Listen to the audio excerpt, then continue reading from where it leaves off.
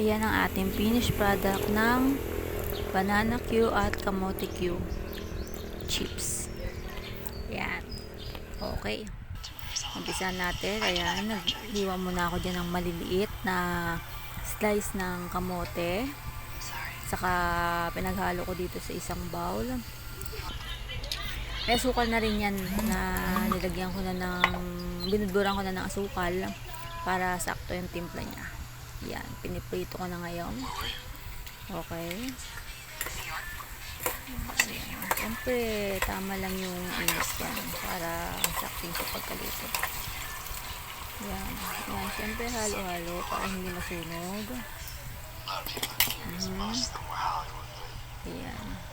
Papakita ko lang sa inyo kung gaano kanipis yan.